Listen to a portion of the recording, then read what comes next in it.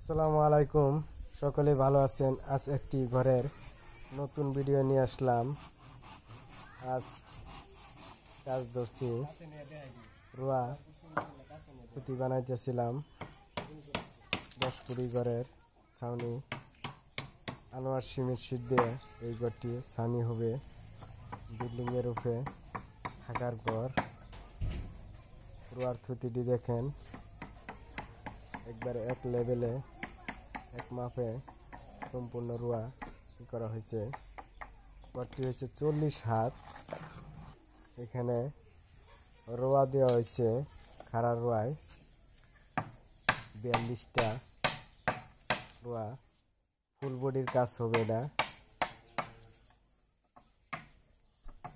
রোয়ার স্থিতিগুলো বানাইতেছি আজ এনে আমি একলা কাজ করতেছি, আর দুইজন অন্য সাইডে বেড়ার কাজে দিছি।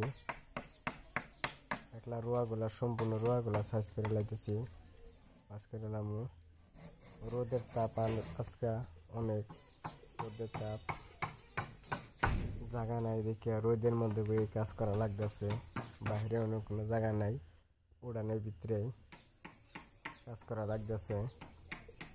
রোদের প্রচুর তাপ। সকলে ভিডিওটি দেখার পাশাপাশি চ্যানেলটা অবশ্যই সাবস্ক্রাইব করবেন, শেয়ার করবেন, কমেন্টে জানাবেন মতামত কার কি কাজটি কীরকম হলো। কাঠগুলা দেখেন, ইলকোটা লাল কাঠ। সবাই চেষ্টা করবেন ইলকোটা লালটা দিয়ে কট দেওয়ার জন্য। লালটা দিয়ে কট দিলে ইলকোটার শক্ত কাঠ এটি বেশি দিন করে।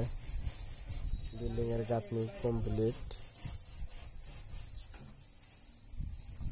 এখন তো এনে আবার নতুন করে বাড়াইছে। দন্নাগুলাও কুড়াল দিয়া কাজ করা হয়েছে এটি। আর উপরে আবার মেশিন দিয়ে হালকা একটু রান্না মেরে দেবো। সকলে ভিডিওটি দেখবেন, শেয়ার করবেন,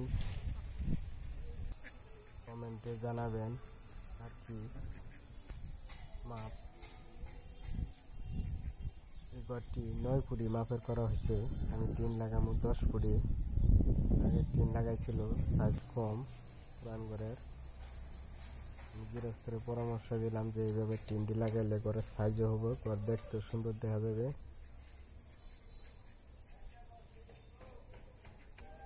সকলে ভিডিওটি দেখবেন, শেয়ার করবেন, আর কাজের মতামত জানাবেন কিরকম হলো কাজগুলা।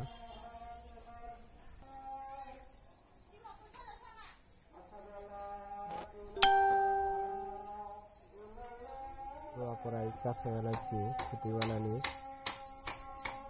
কালকালে শির মারমু, ধারগুলা মাইরে দেবো। মারার পরে সামনে এই উপরের সাইডেও কাজ করা লাগবে। পরবর্তী ভিডিওটি দেখবেন।